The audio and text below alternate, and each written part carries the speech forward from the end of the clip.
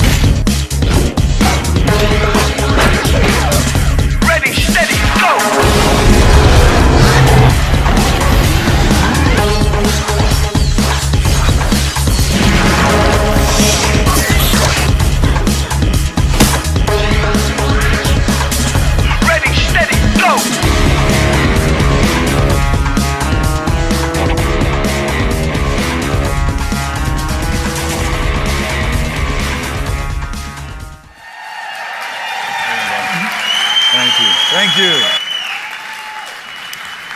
Can you guys hear me? Is this working all right, this mic? Awesome. Things at an angle, I can't put it on there. So, wow, how are you? So I had a little dinner last night with some of the big Laminine bigwig guys. So we got Korea, we've got Malaysia, we've got Indonesia, we've got the Philippines, and we got the US. We got Russia. We've got Russia here, for crying out loud. It's like the NATO of health right here. We don't need NATO. NATO doesn't do crap for the world. This company does do something for the world. That's what's the amazing thing. So if you don't know who I am, my name is Kevin Sorbo. I am an actor. I played Herkules for many years on TV. I'm going to brag about Herkules because it became the most watched TV show in the world. We passed Baywatch. I say because we had a lot of women. We showed a lot of cleavage, so I call it Baywatch BC. I went on to do another series called Andromeda for 5 years after that. Andromeda, for those sci-fi fans, we got a few. I'm a big Gene Roddenberry fan, so it was the first show Gene Roddenberry created after Star Trek. So I'm in New Zealand 7 years filming Herkules from 93 to 2000. I'm in Canada for 5 years, from 2000 to 2005. And then I went on to the last 7, 8 years. I've shot about 40 movies. I've shot 5 more already this year. So that's my introduction to you with my little resume for those who don't know who I am. Now you do. Stan's story is true. I kind of buzz through these gifting suites. I go when I can. They're mostly for women. They rarely give guys stuff when you go to these things. My wife says, go and get me some stuff. So that's how I end up there.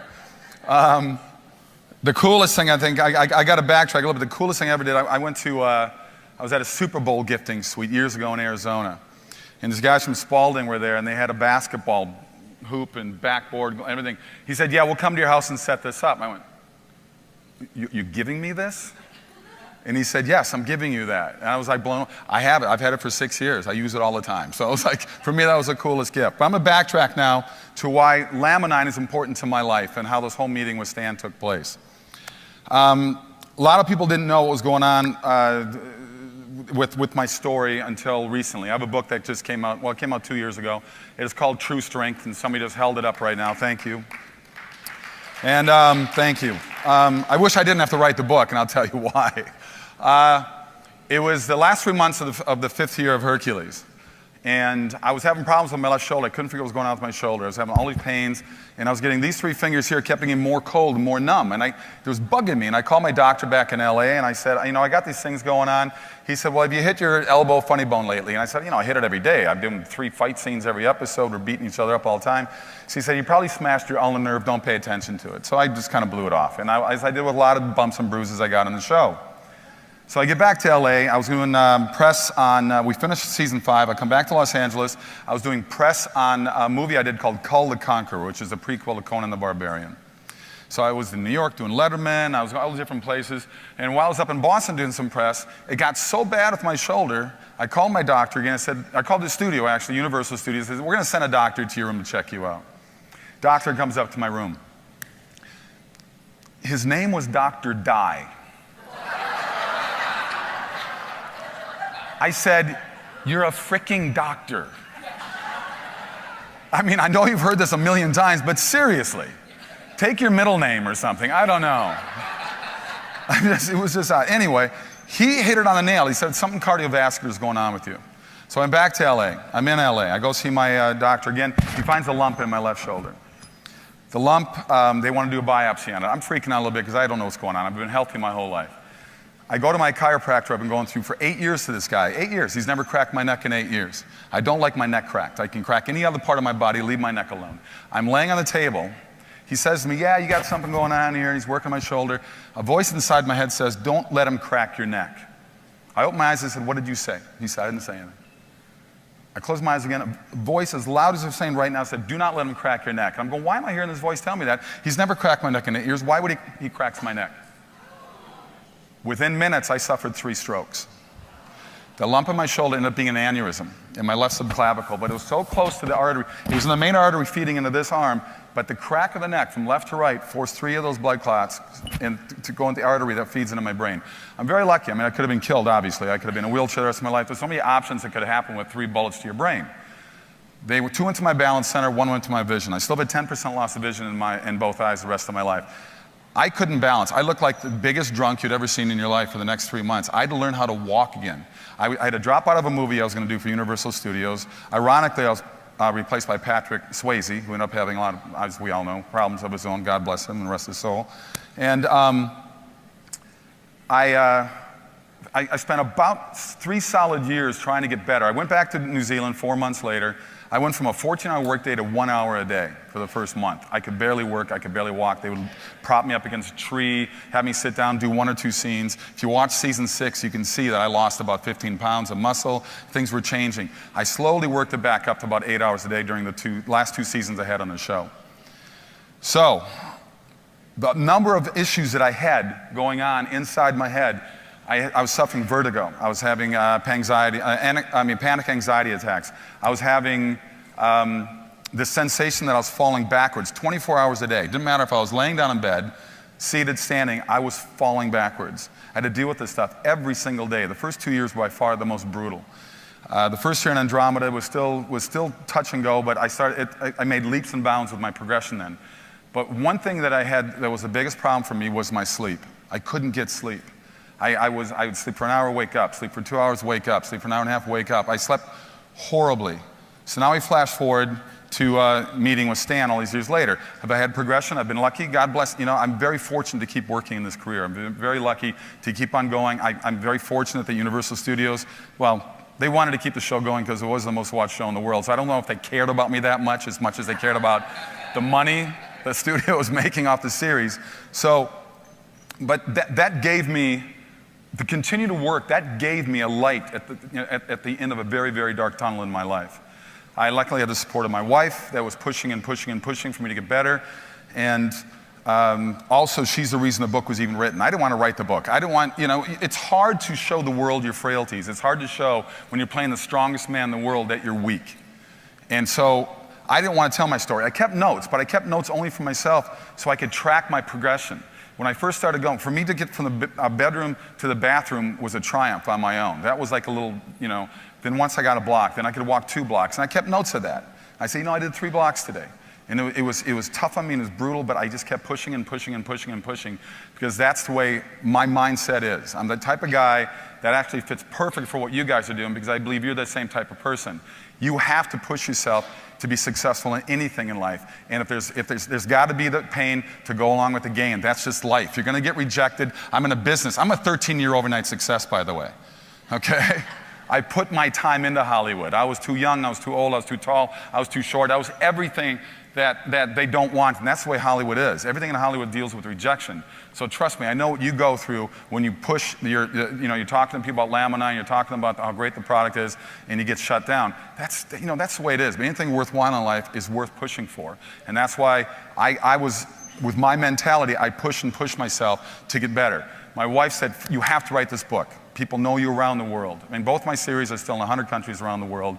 In the States here, for crying out loud, it's on Netflix, Hub TV, Encore Cable. So I'm getting a whole slew of these 12-year-old kids stopping me at the supermarkets saying, oh my God, it's Herkules, you know? So the power of television is amazing in itself.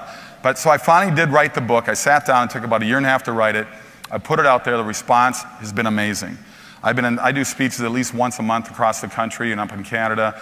I speak at hospitals, I speak at neurological institutes, I speak at churches, I speak at bookstores, and I get people coming up to me that were cancer survivors, stroke, heart attack, car accident, whatever it may be, crying and saying, your book has motivated me. Because the one thing I tell people, and that's what I'm going to tell you here right now, is don't let other people set your limitations. Do not let people do that, because people will do that.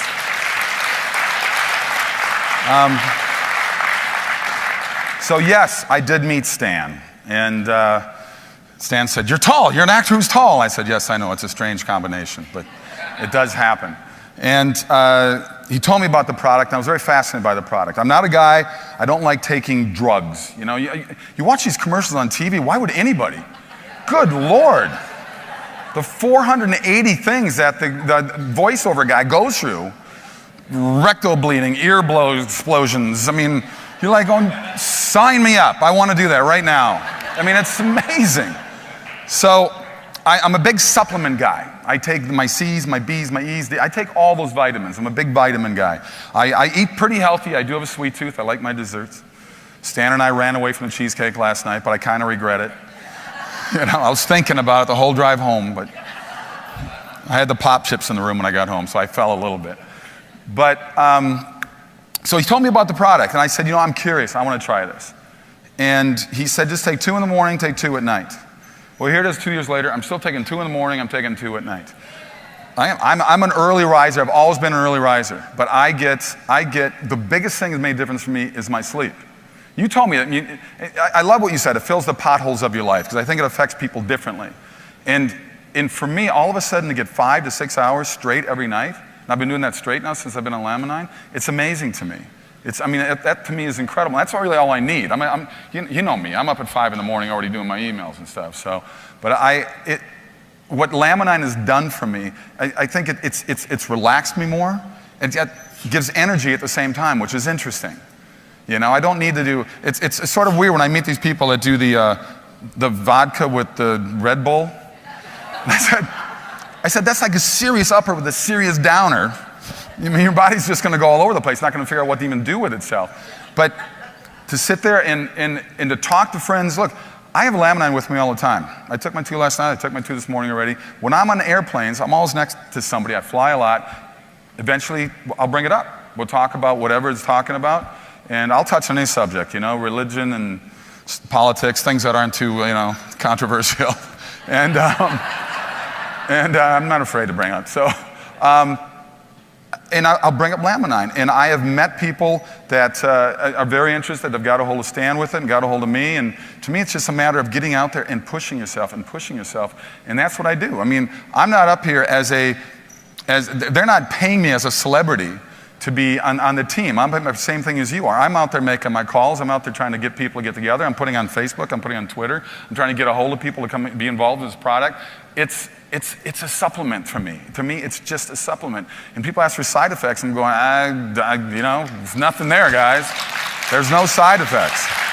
So to me, it's a win-win proposition with this product. And I thank Stan for coming into my life. He's been great. He's my mentor. He pushes me as well. I get so many emails and texts from this guy every day. But it's good because it keeps pushing me as well. And you know, anybody's here, I mean, I want to meet everybody, but I want to meet anybody who's on my team. I think Mr. Yellow right there. Good to see you. Glad you went with the program. And you know, it's a blessing for me to be here. It's a blessing to me I've met you, and I am welcoming you all and welcome myself to the Laminine family, and I wish for good things for all of you. God bless, and go kick some butt. All right. Put your hands in the air.